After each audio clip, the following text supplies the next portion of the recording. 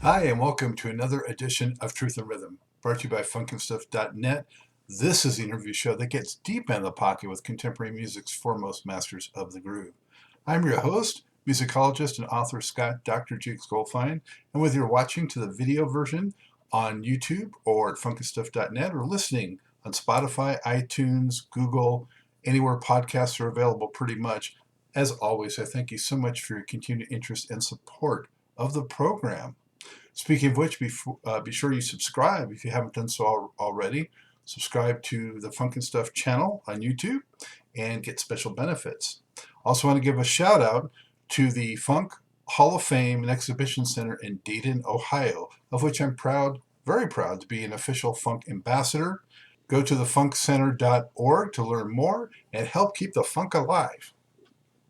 This episode of Truth and Rhythm features a founding member of one of the greatest and most influential female vocal groups of all time, Wanda Hutchinson of the dynamic soul R&B trio, The Emotions. Along with her sisters, Jeanette and Sheila, The Emotions started their professional recording career as teens in the 1960s. Signed by Stax Records and working closely with, among others, Isaac Hayes, they released some 24 singles through the mid-1970s. During that career phase, the young ladies notched 8 top 40 R&B hits in the United States, topped by So I Can Love You in 1969, which reached number 3 on the R&B chart, and also cracked the Pop Top 40. However, Wanda and her sisters achieved a whole new level of fame and success after their one-of-a-kind sound and harmonies inspired Earth, Wind & Fire's Charles Stepney and Maurice to sign them. They signed them as part of EWF's production deal with Columbia Records. From the back half of the 1970s to the front half of the 1980s, The Emotions sent 9 more hits, dance floor anthems and ballads alike, into the U.S. R&B Top 40. Those included classics like Flowers, I Don't Want to Lose Your Love, the chart-topping crossover smash, Best of My Love, Don't Ask My Neighbors, Smile, and teaming up with EWF, Boogie Wonderland. The Hutchinson siblings scored 3 platinum and gold albums and performed around the world in support of superstar acts like EWF, the Commodores, and the Brothers Johnson. Among their accolades were American Music and Grammy Awards. Although they stopped releasing their own albums during the 1990s, The Emotions contributed to music made by Nancy Wilson, LL Cool J, George Duke, Smokey Robinson, Snoop Dogg, and their old friends, EWF. Here, Wanda Hutchinson takes us back to the group's childhood origins, through the Stax and Columbia years, all the way to a present day in which she is continuing to perform and mentoring her own 3 singing daughters, one of whom, Wendy, is heard off camera in this interview and helped facilitate it, so thank you, special thanks out to Wendy. Now it's time to rejoice with the effervescent Wanda Hutchinson and the story of The Emotions. It is indeed a delight to welcome to the Truth and Rhythm Mothership singer-composer Wanda Hutchinson, a founding member along with her sisters of the legendary soul vocal group The Emotions. Wanda, so good to have you. Thank you, Scott. Oh, a long-awaited interview with you. Yes, well worth the wait. I would wait forever. So. Oh, sorry. Oh wow. Well, it's it beautiful where you are? It's a sunny day. Oh, well, it's rainy and cold here today, but yeah, that's one thing I miss about Southern California. Oh yeah, that's true. It's beautiful here today. Yeah. So, been a fan ever since when I was in school in the 70s and hearing those hits on the radio. So, that was back when our lives revolved around the radio, so. Yes, exactly. Yeah. And that's when radio was more in the community than it is now. I mean, I know we would listen to the radio and we'd actually hear about what's happening down the street later on that day, but it's different. Yeah. Yes. So ready to do a little time machine thing? And all right. We're going back to 1957. When Daddy first, the Hutchinson Sunbeams. We were 4, 5, 6 years old on the Jerry Van Dyke Show in Terre Haute, Indiana. and we won the show. How you say, there were 3 or 4 artists, and we sung Christian Automobile. My father was playing guitar. We were the Hutchinson Sunbeams, and his mother, Maurice Hutchinson, she was the talent coordinator for the Jerry Van Dyke Show, which recorded out of Terre Haute, Indiana, which is where my dad is from. And my mom's from Greenville, Mississippi. And we were singing, Tell Him What You Want. I got a telephone in my bosom, and I can ring him up from my heart. That's an old goodie one from the day. And Dad would sing it.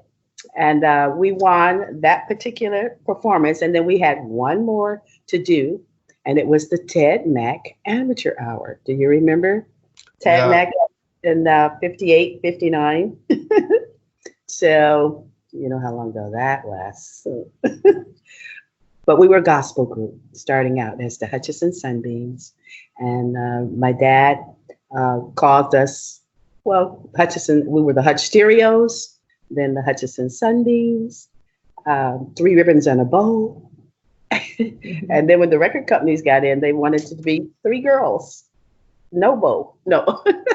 Well, that's the truth, but that's way down the line. We're still at the 58, 59 in Chicago. We were singing every Sunday at the Al Abrams Pontiac. It was a place where my father worked, where he met Don Cornelius, just so happened. But he worked there. They sold insurance, and on Sundays, they'd have a gospel show. And we were the first half hour of the gospel show. And then it would be the Norfleet Brothers. Then it would be the Staple Singers. Mm-hmm. But that was the beginnings, 1957, 58, 59. And we were still singing gospel. And Dad was then, they would call him Reverend Hutchinson, even though he wasn't a reverend. But because we would sing, we'd sing at Mahalia Jackson's church every 2 Sundays for about 3 years. And we did the Passion Play where we were the angels in the Passion Play, the story of Christ. Am I going too fast? Oh, that's okay. Let me just jump in real quick. Okay. So where are you in terms of age with your sisters? Who's the oldest? Who's the middle? Right. We're a year apart. 1951, 52, 53. Well, actually, because Sheila was 53. 54. No. Okay. 50 was Jeanette. 51 was me. 53 was Sheila. Oh. Because December, she was January, so the year changed. But year apart, each of us. And I remember when we went down to the union to sign up to be able to sing on TV, and they've had all of our socials in chronological order. So we were like 14, 15 or something when we first started at the union. So, which is a great thing. And tell us who's talking to you off camera, just so viewers know. Oh, right. That's my daughter, Wendy. She's the techie with us. That's why it took us so long to get together, Scott, because I'm not the techie, the button pusher, but Wendy knows all this, how to do. Yes. Excellent. So did you guys have any formal training, or was it all pretty much from the church? And Actually, my father had a singing group called the Wings of Heaven. They would rehearse on the weekends, or actually Thursday night, Friday nights at our house. And my father was the one who gave everybody their parts. And he was called then the fifth singer, which is today like, from Motown. The fifth singer? Yes. He was the high singer in the group, which then was the fifth singer, because now it was what? So like for the tenor? Like yeah, the first tenor. Yeah. Well, who's the best first tenor there is at Motown? Smokey Robinson. My father had that kind of range. Okay. And so he would teach his groups, the Wings of Heaven. They give them their parts. So while he was coming up with the songs. He played guitar. And so he would have us come in and sing this part, sing that part. And then when the guys come, he would show them the arrangement with us singing it. And we weren't really trying to be a group then. Dad was just using us to show his group the song, the arrangement that he had come up with. And he had a voice like the guy in the Spinners. Felipe Wynn? Yes, Philip Wynn. And so my father had that voice. Sheila was first soprano, Jeanette second soprano, I was alto, second alto. So I sung all the Gladys Knight songs, Aretha Franklin and Mavis Staples. And Sheila sang Sarah Vaughan, all the jazz singers, and that was just her range. And she was the melty, or how do you say, ballads singer in the group. I sang all the fast songs, and Jeanette sang the mostly up-tempo songs and gospel with us. And we would sing at my father's church too. I mean, my mom's church. Her father was pastor, Reverend Horton. And we would sing at his church on Sunday, the first one on Sunday mornings. Then we would go to Al Abrams Pontiac and sing in the showroom around all the Pontiacs. They'd set up a microphone right there in the showroom, and everyone would come down to see us. And then they would get to sell them cars. I said, boy, that's a great idea. They should do that today. It brought the community together. You got to know who was, your neighbor. But, I'm sorry to interrupt, but did you always feel comfortable performing, or did it take a while for you to gain that? Well, I think we felt comfortable because we call ourselves Daddy's second group, because his group was the Wings of Heaven, and we wanted to sing like them. It was like, oh, wow, look at the tenor singer. Oh, look at him squalling. How does he do that? Mom, you told me that you would sometimes get nervous stomach or one shoulder coming up. Was that later? Oh, yeah. Once we got to be on stage, when we were singing at Papa's church, Grandpa's church, or we weren't nervous then. And then, but when it came to being on stage or in front of the microphone, we were kind of, I would get some flies, but that was mostly when Earth, Wind, and Fire came in the picture, because we thought they was like so great. How could we be able to show it them? Scott, you have to know there's a term that Aunt Sheila and them use called butterflies. So those are their little right. when they're nerves right before a show. Yeah, That's right. butterflies in your stomach. Yeah. Especially when they're counting down. You know that countdown they do? 4, 3, 2, 1, go. And boy, when they push that finger at you, you're like, what am I doing? But thank goodness Dad was the one that usually had to say something first or play the guitar. And we loved the way Dad wrote his songs. We had one that was our stick, called in that day the Christian Automobile. I'm running for Jesus just like an automobile. And it was from the Soul Stirrers actually came out with it. They were the first ones we heard sing it, and then Dad's group would sing it. And every Sunday there was a 3:00 tea somewhere, and either we would be the guest or Dad's group would be the guests at different services. And the one we love most is the one with Mahalia Jackson over on 87th. That's what we would go there and sing. And boy, when I heard her voice, I was like, oh Lord, what kind of voice is this? And my whole skin would shake, and I was like, Dad, what is that? What is that? And it was only few people have that. Mavis has it, Mahalia Jackson, folks like that. Gladys, she has that kind of voice. That Aretha. Anyway, but those are the singers that I patterned myself after. Let me ask you a little bit about those amazing harmonies. So I think, one of the very distinguishable things about the Emotions, when you became the Emotions, is just the way that blend is. And I think it's unique, maybe because of just, being sisters, being so close in age, and all those factors. Oh, yeah. What in your mind made your sound and harmonies special and unique? That's something, because I remember Dad was really a stickler on us singing our notes and our pronunciation, so that no one can hear you and say, oh, that's a Black group, or that's a this group. We sounded just like a generic. And and my father was a stickler with that because he wanted everyone to understand the lyrics. And I remember with each record company that we would go with, and they would say, "Wow, it's amazing, you guys' lyrics. Everybody can understand the lyrics, and we sing them all together." But my father would have the rehearsals that go, A-I-O, you know those, A-I-O, and we all have to sing it exactly alike. And he would tape them. He would tape them on a little cassette player. And then at the end, he'd play it back and he'll tell us which one was not in step, which one was a little out, which one. And I was like, I don't know anyone that teaches like that today. But my father was like a really stickler for being in sync with time and also with the notes. I was the most challenged with flatness and sharpness. That means singing a little under the note sometime. And it's probably, my father said, because of my vibrato. I had more vibrato naturally in my voice than Sheila.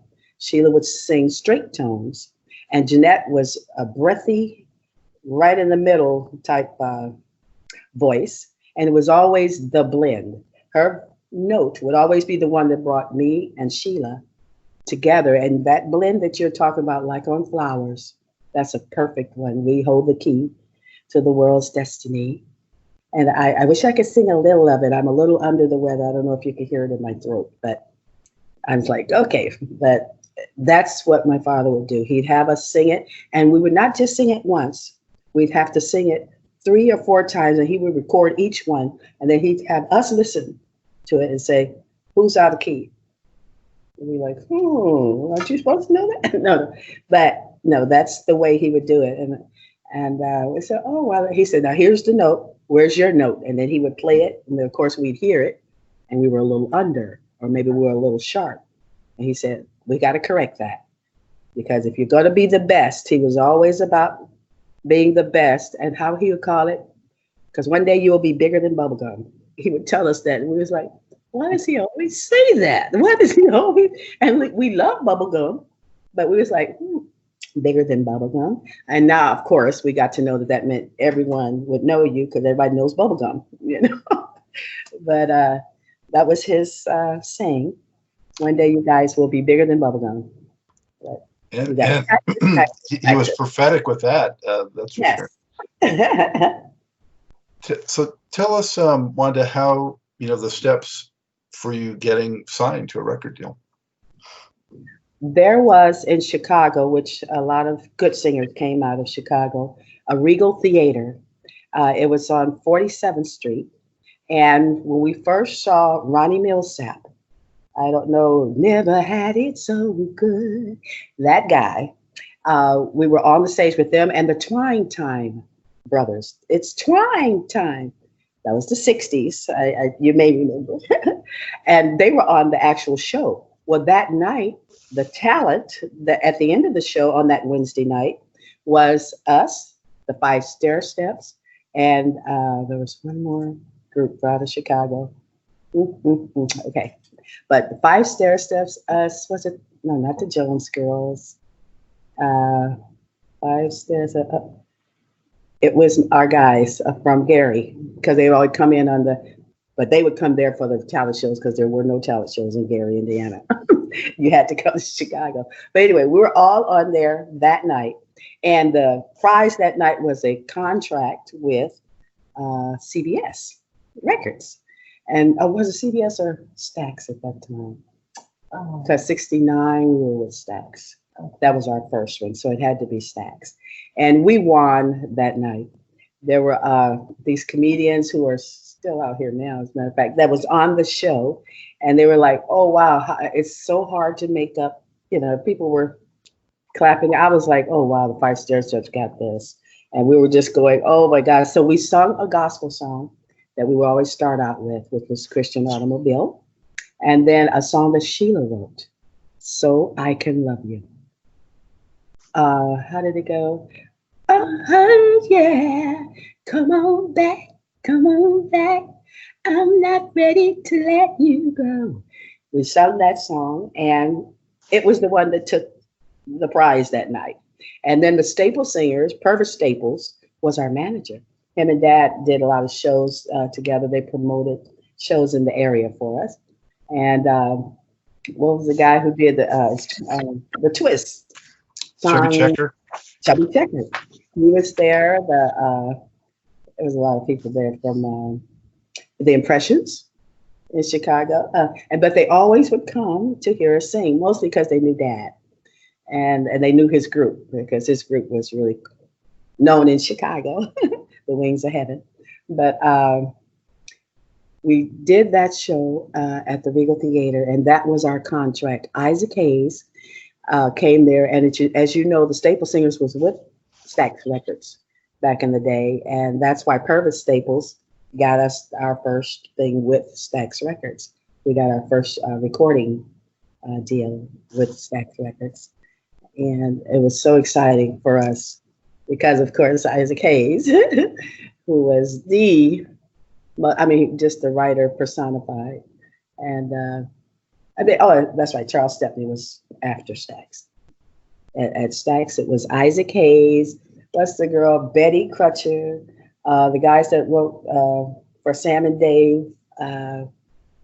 Oh gosh, they were great. Anyway, all of them were at the record company. They all had a song for us. But it seems like Isaac Hayes would pick the songs that we wrote or that Dad wrote. Toys to Boys, that was one. And then Toys to Boys, I went from Toys to Boys. And I know when we were just on Quest Radio, Quest is a drummer out with, what's the name of their Questlove? Mm-hmm. That's the name of his on the cyberspace. And he was giving me all the songs we had written back in that day in '69, and I had forgotten them. And this guy was playing them on the radio for us. He said, "Well, who did this song?" It says you wrote it. I said, "I did," and I had forgot. I had written that song, and he knew them all. And I was like, I have a list of some of them. Yeah, but, '69, yeah. Yeah, I mean, I have a list of and their chart positions and so forth. So, So I Can Love You was the big breakthrough. Was the big one in '69, Sheila wrote. And it was about her and her boyfriend, and they had gone to a dance, and there was a girl there that was trying to take her dances away from her and her boyfriend. And she says, "Oh, that's it. So I can love you a little bit more. Come on back." See?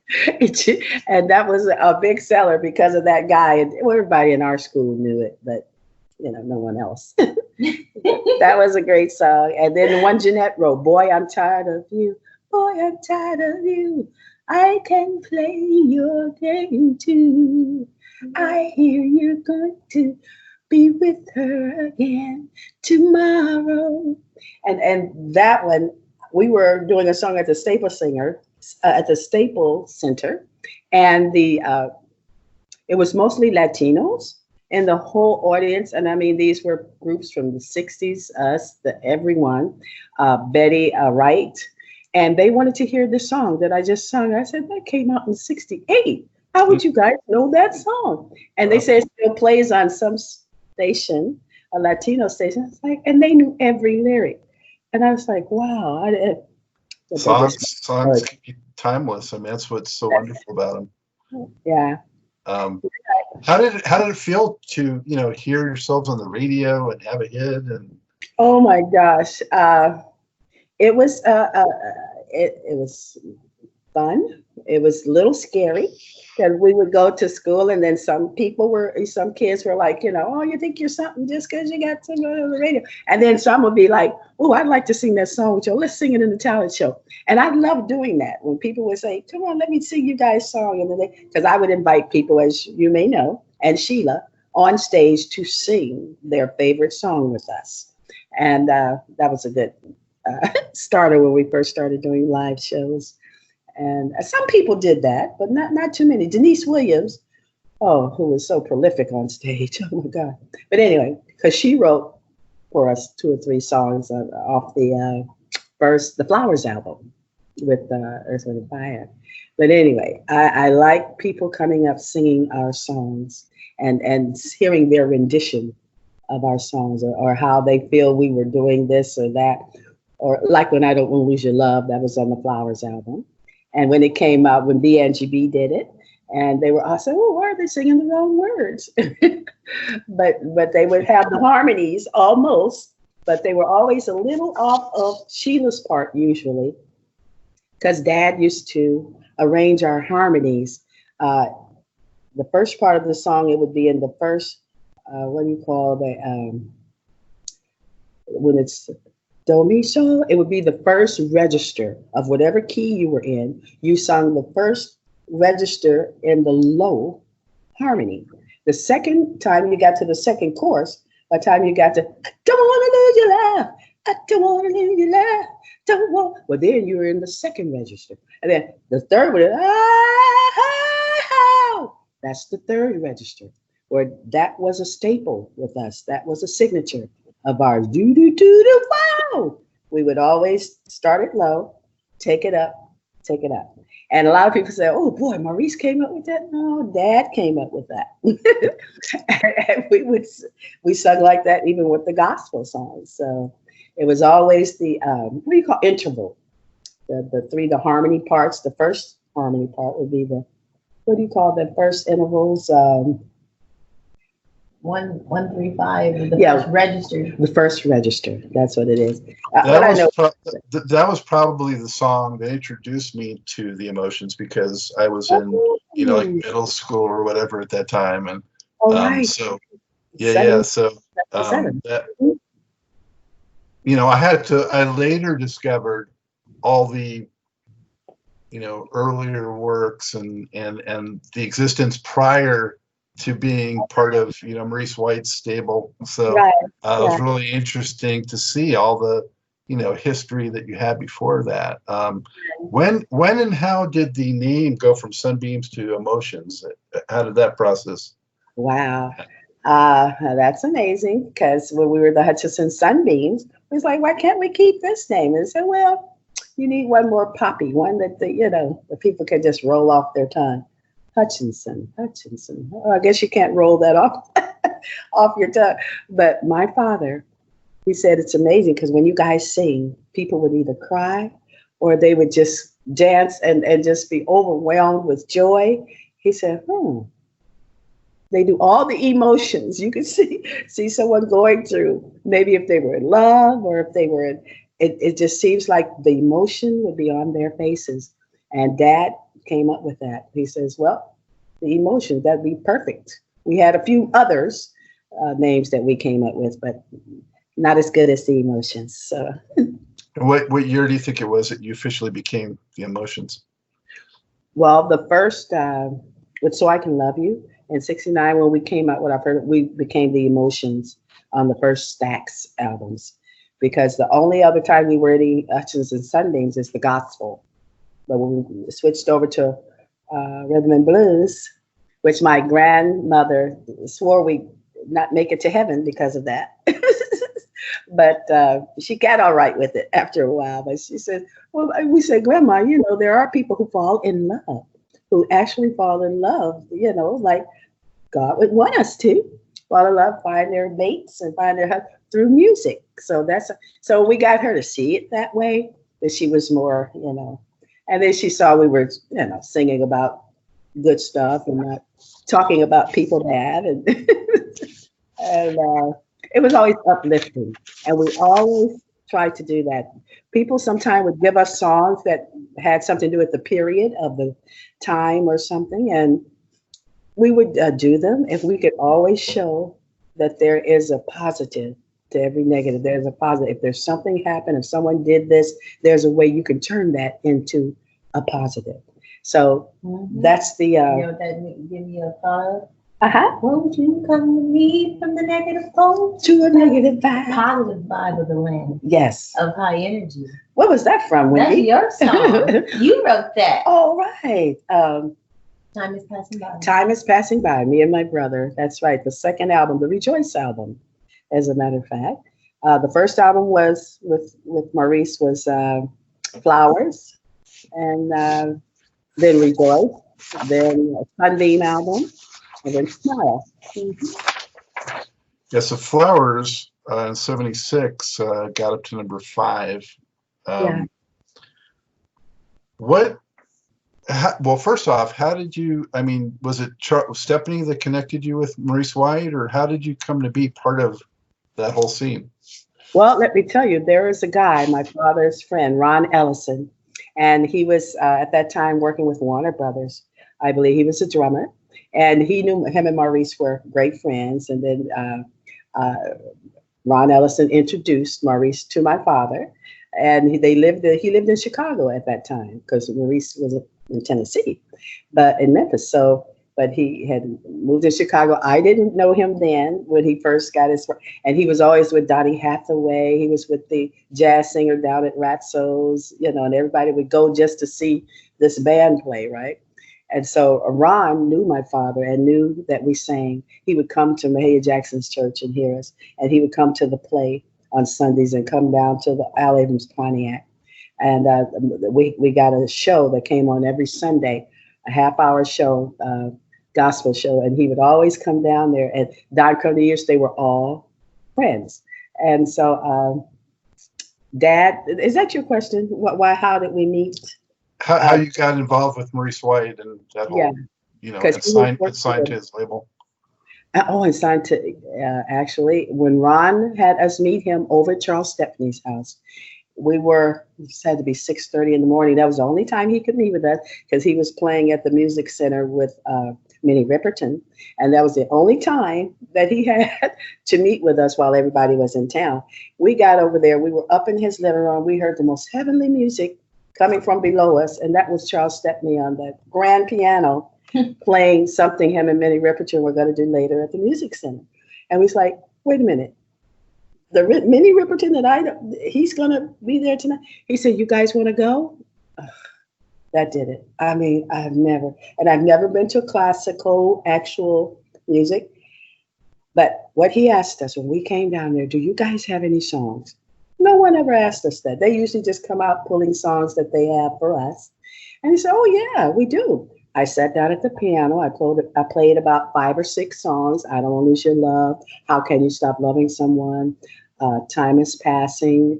Just about, songs. But the one that took Stepney's ear was How Can You Stop Loving Someone? How can you stop loving the one you do? And he was telling me that was a Beethoven number 9, whatever. I said, I don't know what you're talking about. It's a Beethoven what? And he told me it came from a sonata that Beethoven. I said, well, I mean, I've heard of Beethoven, but I didn't know he had a song or anything that sounds anything like this. He said, well, it's so familiar. Let me play it for you. I was like, that's my song. And I was like, oh, wow. It just was an eerie thing. And Stepney just thought it was a sign. He's like, wow. He said, you have the kind of melody thing as Maurice, my buddy Maurice. I was like, and I know Maurice was a drummer. I'm like, why can't I have a melody like Maurice? But I got to know what he was talking about. He was talking about writing, the way you write songs. And you hear ninths and sevenths and 13ths when other folks just hear major, minor. And you hear the outside of the box like Maurice. And I mean, after a while, I felt so honored. I was like, oh my gosh. I mean, I've never written anything with these songs, but wow. But anyway, Stepney, he really made me feel great about that and made me want to produce other singers. That's what happened. And I started a production company. That's a whole nother thing. But when I start listening to people like in the choir I said, you guys got to come over. We got to write something. You guys are great. And I was like, doing things like that. But when he heard I Don't Want to Lose Your Love, and then Sheila had 2 songs, Jeanette had 2 or 3 songs, can't you see that this good feeling sure could be what you need? And it was more reggae. Jeanette wrote those kind of songs, He said, wow, you guys got the gamut. You got Sheila with the jazz, with the Sarah Vaughan thing, and then there you are with the gospel. You got that squall, and I learned that squall from my father's group. But anyway, you got that squall and blessed. That I do. Peace Be Still. And Peace Be Still. That's right. I got it from there. And but anyway, Maurice is like, hey, you know what? We're going to take these songs, the one Denise sent me. Denise sent you some song, boy, Me for You. I don't know if you remember it on the Flowers album. And Got to Be the Man was the other one. Anyway, and I was like, wow, did she know us when she wrote these songs? She said, no. She wrote these songs, she didn't know. No, you guys, I just always fear when I write for someone, I want to know what they sound like. But she just had these songs and they were tailored for us. That's what Reese said. And he was right. I was like, wow. But to show you, I Don't Want to Lose Your Love is the one that you liked of ours. When I sat there and played that song, it was like, what's the girl in Proud Mary? Tina Turner? Tina Turner. I started off slow. Dinner's ready, don't, and the wine is chilled, don't, my baby's coming up. See, I had it so slow, and then when it came to a church song. It was a church song, right? And then when it came to the verse, I sped up, because I don't want to lose your love. And then Maurice said, hey, Wanda, that's a good song. Let's take the tempo and do this to it and do that and do that. But Reese, it's a song about my first love and I can't sing that fast. It's got to be something like I'm telling a story. He said, well, that story is 10 minutes. There's no record that's 10 minutes long. So we're going to have to do something to get to that. I don't want to lose your love. Quicker. I was like, okay. And then, I saw he knew what he was talking about. So we did it his way. And Freddie got on the drums, his brother, and Verdine got on the bass. And I was like, I never heard this. How they? But anyway, they're professionals. So they just and started playing it faster, I don't want to lose your love. I don't. And I kind of liked it, and then anyway, it turned out to be that way. I was like, how could he hear that? How could he hear that? But yeah. Were you guys without a deal though when you went to that level? Without a deal. Mm-hmm. Wow. We were in his basement. We were in between because Stax had just folded. They had whatever had happened with Stax. And so we were looking for a new situation.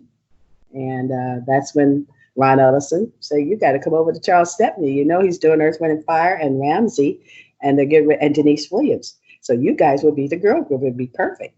And he was right. I didn't realize that you had so many of those songs before you actually, came into that jam. Wow. Yes, we did. What you mean before the Flowers album or the? Yeah, that you actually brought some songs into that you already had. Yeah, because Sheila was always writing. I mean, she would write about anything. She'll write about snow. She would write. She'll see the flower. Look at that flower. There's a flower over there. I mean, she'll just sing, and you would swear that song is going to be a hit because she just sings like that, no matter what she sings. So, but. Mine, it seems like I always had to be not calamity, but there has to be a situation and then you come out of it. Mommy, you got to do a little bit of my favorite song that you sing. What? What's that one? Oh. All Things Come in Time. That was reaching out to be me. You showed me how. I was different then, one of a kind. You see, life has been for me a menagerie that's destined to fade. Oh yeah, like a stepping stone. I'm depending on the way things come in time. All things come in time. Crystal clear and divine. Won't you open your eyes? And when we first showed him that, we was like, Reese, this got to be the first song. Because it was talking about my father and how he brought us together and how we found out things as we grew up with him. And all things come in time. So don't worry, don't be so fast to push yourself through. It'll happen for you. You just have to take your time. And it's beautiful. And I see that your singing talent was not has continued off camera there. Oh yes. Oh yeah, Miss Wendy. Oh yeah, did I? Oh, I think I sent you a picture of us singing together. Maybe not. I don't Oh, know. I'll send it to him. Send him to Vegas. Okay. Okay. So, what can you tell us about what it was like to work and spend time with Maurice White? What was he like as a musician, as a man? Okay. 76, 77, we were on tour with Earth, Wind, and Fire. Domestic American tour, 76, and then 77, we went to Europe, UK, and did all Scotland, all the European countries. And every time they would come on, I don't know why I didn't get tired of it. I don't know what, I would have to sit there and just, when they come on with the antics and all that, and that harmony, the production that they did. And he was so much into our production. That's what really did something. I'm like, how are we going to go up against that? They've got this and that. But of course, he got someone to come in and work with us and have the steps and have all of that together. And they said, you were there every night. How'd you get tired of standing? I know. And Denise Williams, I wouldn't miss her. She would come on. And then Ramsey Lewis, us, Denise, Earth, Wind, and Fire. What a show. And those 2 years, every time I'm on stage, I have to be there. And then when they come to, what's Philip's song, Reasons? They say, Wanda, you're singing too loud. On stage, off stage, but you're singing too. But that's how much, I don't know. I was into them. And maybe that word fan, I never did connect with me being a fan because it was music. It was love of music. So to me, a fan is a love of person. Just to me, I know not to no one else, but it's not the person, it's the music that comes out from that person, whether it's the drums or the singing. But I don't know. I said, well, I don't know. I've never looked at myself as a fan of Earth, Wind, and Fire, but I am a fan of hearing Denise Williams sing Me. You just got to be me, because no one else can do that. Me and the things that Sheila do, no one else can do it. Because I would hear other people do. You would hear someone do our songs, and you say, they missed that. Oh no, that's not the way that goes. Oh, they missed this harmony, or they didn't get that right. Because you wonder how did they miss that? That's the difference in being a fan of the artist and a fan of the music. To me, that's too heavy. What would you say changed, if anything, between your first album, Flowers, and your next one with Maurice, that sent you guys to the stratosphere with success? Wow. Yeah. Well, Flowers and I Don't Want to Lose Your Love were the songs on the Flowers album, the first album. On Rejoice, of course, it was Best of My Love.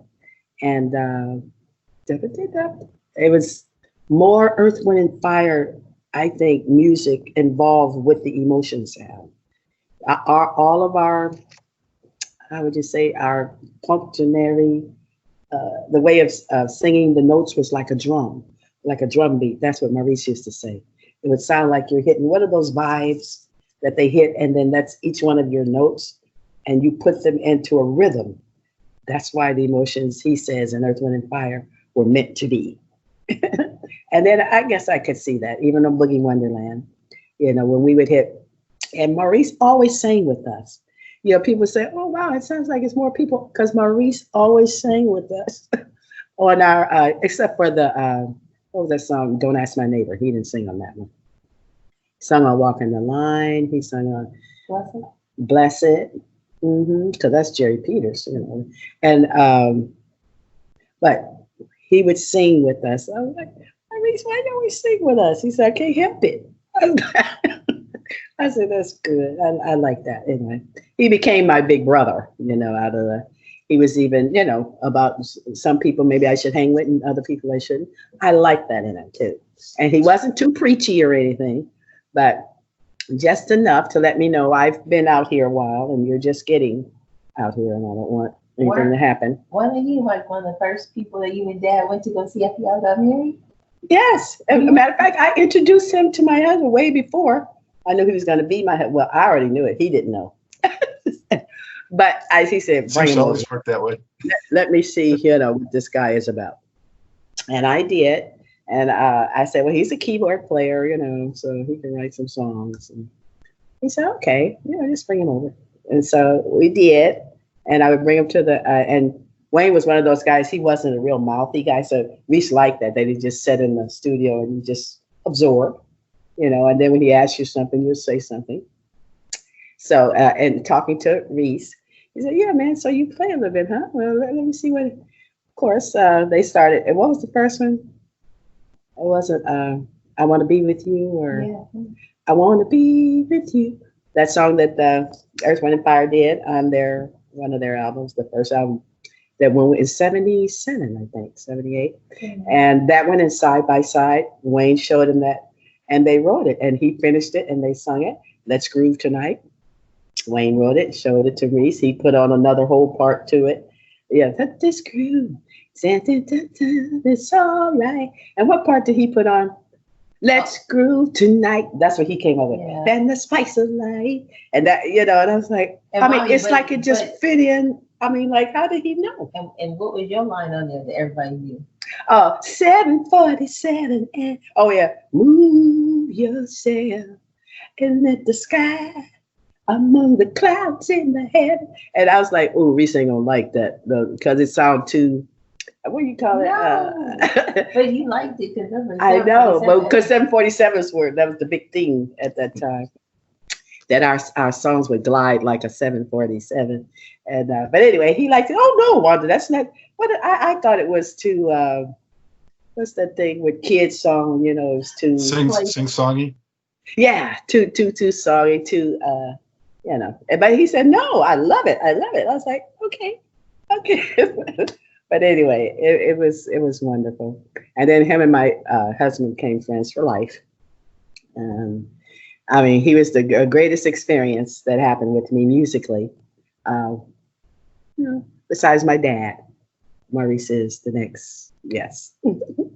Was Best of My Love, when you guys wrapped it, were you certain then, before the public even got it, that it was going to be a hit, or you just were not sure? Well,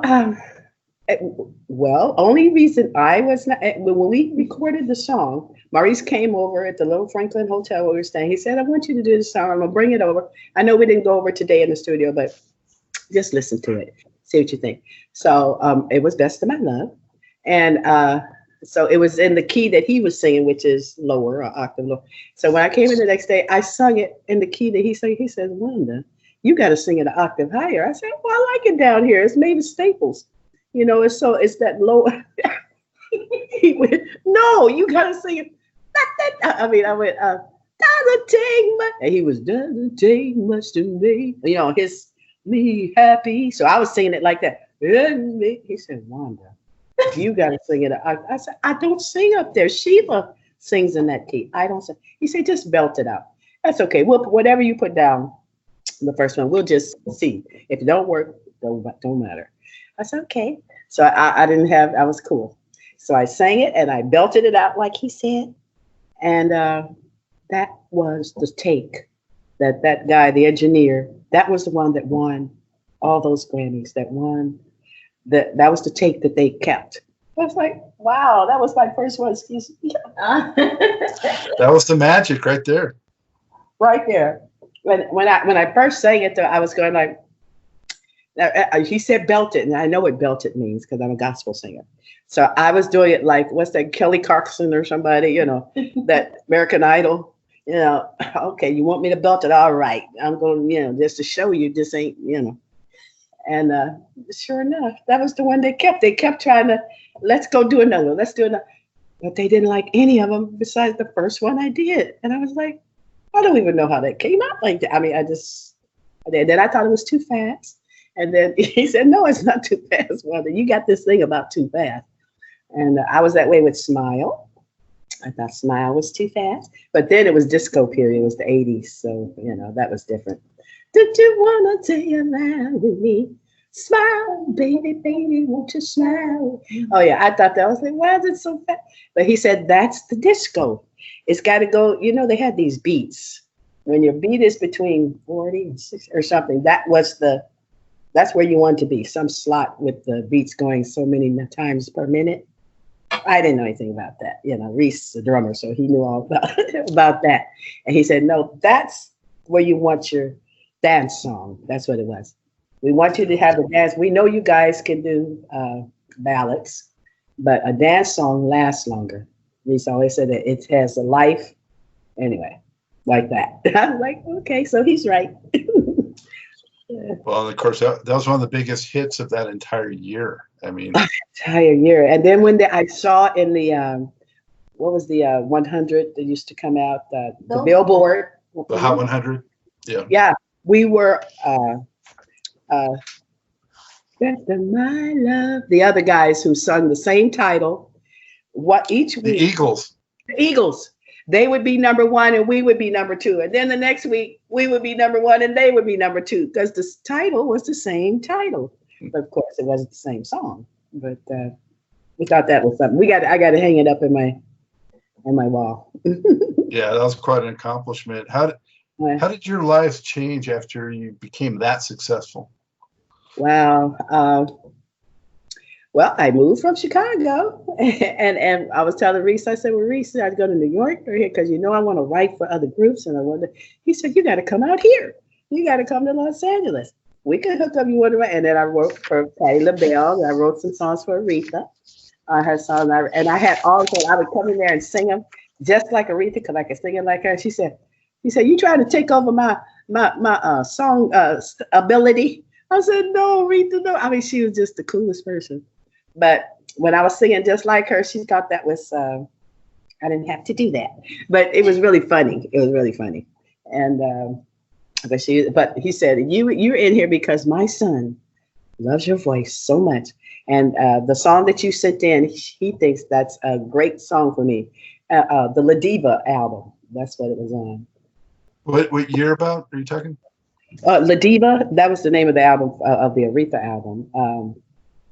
And it had to be because we had just finished Neighbors. We had done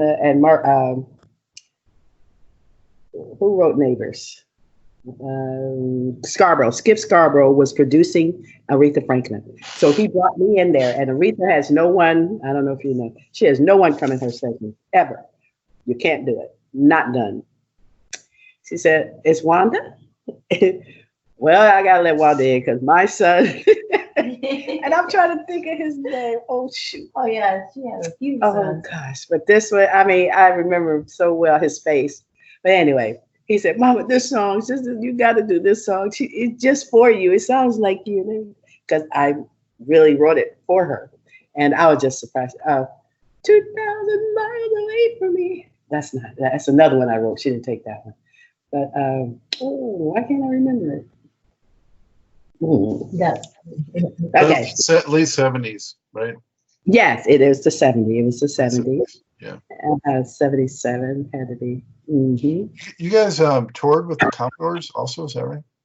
And Commodores, 77. 76, it was Earth, Wind, and Fire tour, domestic and European. 77, it was Commodores. The La Diva album was 79. The La Diva album was 79. Okay. She just looked it up. And 77 was the Commodores. And then 78 was Brothers Johnson. Mm-hmm. And that's when I met my husband because he was playing with Brothers Johnson. And he was there. He played that part. Strawberry Letter. 23, yeah. Strawberry Letter 23. And my husband also, he wrote Let's Groove. So they got that. I mean, he was always a funketeer, they called him. And I was like, oh, okay, he's the funketeer. And Maurice said that's why we wrote so well together, because I didn't know, I didn't have any jazz albums. All my albums were gospel. And when we got married, I had all these albums that I was bringing from Chicago, and they were gospel. He said, honey, I said, well, we're not taking your jazz albums then. If I can't have my gospel. But anyway, he thought that the reason I wrote the way I did is because the mixture with Wayne, with his jazz part, and then mine with the gospel, He said, that's why you could write these hooks. He said, every time I came for a hook, I'd come to you. Side by side. I don't know if you remember that on the. Yeah, that's a good track. It used what to Dad be said? carpet ride. Ride, A car ride. ride. We're gonna have a carpet ride. And we was like, oh, that don't sound right. Then I went side by side. He said, Wanda, that's it. And I was like, oh, he always says that to me. And I like that. But anyway, so I think that's why we wrote, together so well.